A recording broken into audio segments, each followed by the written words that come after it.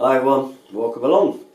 I've been asked by a lot of people want to do your own DIY plumbing and what is the basic kit I need. Now I've done another video on boxes of tools and stuff like that, but I've been asked just what is the general very basic amount of tools that I could get away with to do plumbing jobs at home myself. And I thought that was quite a good question actually, because there is quite a lot of variables on this. So what I'm going to do is I'm just going to give it a take on my personal preferences on the minimum you might need at home. And I've been plumbing for 50 years and I use these tools the most, I've realised, over time. So I'm going to pass this knowledge on to you. Now I know other plumbers, other people may have different experiences in tools that they prefer, but this is my personal take on it. I'm going to show you the tools in a minute, and what I'm going to do is take you over a few episodes, so it covers a few videos of why these tools are in the order of importance that I've laid them out at. Because this is how I kind of worked it, that what is the most important tool, the second one, the third one, and so on, and why you might need them. Now, you don't have to spend a fortune, because a lot of people say some of these tools are very expensive, but no, not necessarily the case. We can get them for a good price, and what I will do, I will put my Amazon link on the video for you, sort of each tool, so that you can, if you want, go and purchase one, knowing that it's the right spanner to buy, or whatever it is. Now, I'm guessing you've all got just a basic hammer, screwdriver, pliers, that type of thing at home. So I'm not including any of those type of things, because generally most people have got those kind of tools. And if you haven't, then just go and get those, because they're just the basic. I'm not including those because they are the kind of kit most people have got at home. But what we're talking about here is a basic plumbing kit that will enable you to do things like changing your own taps, repairing leaks with pipe couplings. We're talking about maybe taking a rad off the wall and decorating behind, radiator valves leaking, the kind of jobs that you see all the time. Your ball valve may be overflowing from your toilet, would you've got enough tools to change the valve, so and so. Well, these basic tools I've laid out here, and I've laid out 8, but you don't need 8. You could probably get away with 7 of them, or even 6 actually if I count them rightly, but I've laid out 8 because these are the ones that you would need for most little jobs at home. Okay, the least popular one I'll put at the very end, because you may never need that one, but without further ado, let's take a look at them. So here's our 8 tools in preference for me anyway. Number 1, adjustable spanner.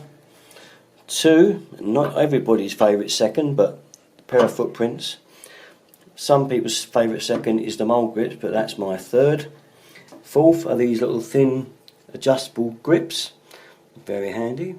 And then 5th we got here, I'll put them together because a saw is very, very cheap and the cutter's a little bit dearer, but you may never use this too often, whereas a junior hacksaw you could use for numerous other jobs. Okay, next, the basin spanner.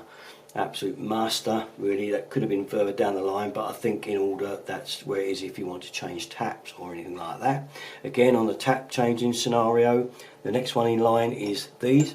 These are to undo monoblock mixer taps, and it's the only way you'll get them out under the sink. Followed by this spanner, which will undo 1/2 inch nuts on a back plate of a tap, and bath taps will undo the 3/4 nut on the underside of a bath. Again, you need this probably to get it out.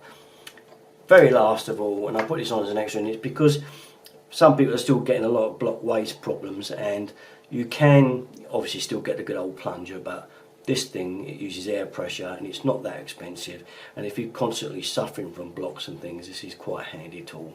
You can always hire it out to people and get your money back on it, but it's still not that expensive. That's the Kango, we call it actually, this make is a Pango, and it's the clear blocked sinks with. So there we are. Right then, tool number 6, and this one again, if you want to do any taps in your house, or you've got a bit of plumbing that is very hard to get to, then again this one is pretty much a must-have tool. So what's this piece of old bit of ironmongery junk on the table?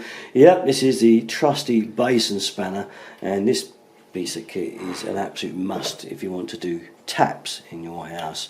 if you want to change taps, especially bath taps or even basin taps that are not monoblocks but ordinary taps where you've got back nuts on them. This particular one I've had about 30 years. You can see it looks well old.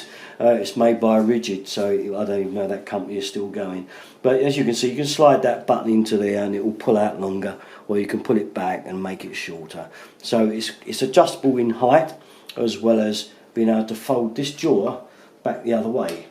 If you look there, you'll find it's got a spring in it, and that sort of pulls the jaw back all the time, so it always locks back on the work you're working on. So basically, to do it up and do up and that, it's usually that way round, because you're going clockwise, you're going anti-clockwise there, or the other way when you're going clockwise. Okay, so it's self-explanatory. You'd know when you put it on your pipe nut which way you want it to go. But why I like it is because, again, the jaws clamp around the pipe, and as you tug it, so it tightens on.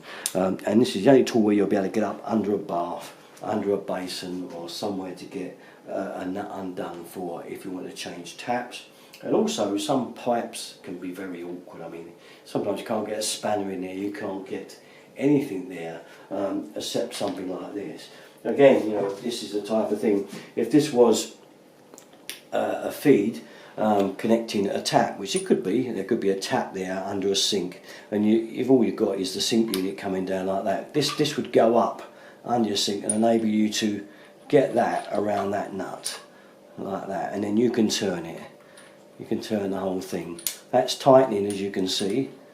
And so if that was on a tap, that would be tightening it up, and if you turn it back that way, when you first want to get the tap out, that would be undoing the tap. So as you can see, that turns that nut that way, and that would undo it. Also the bar, which you pulls in and out, you can stick an extension bar on there of some sort, and again it will give you more pulling power.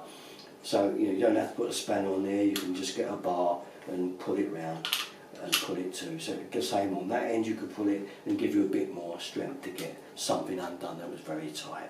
So that is a really useful piece of kit. I tend, if you could, to get one that's adjustable rather than the fixed ones, but I'll put them both up on my Amazon link so you can have a look at them if you require one of these. I think if you do want to change taps indoors, I would get one.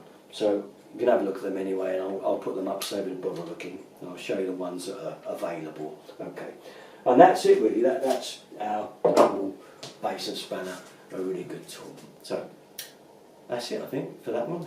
We'll move on. All my videos, you know where to go, Derek and 33. Thanks for watching, guys. Bye bye.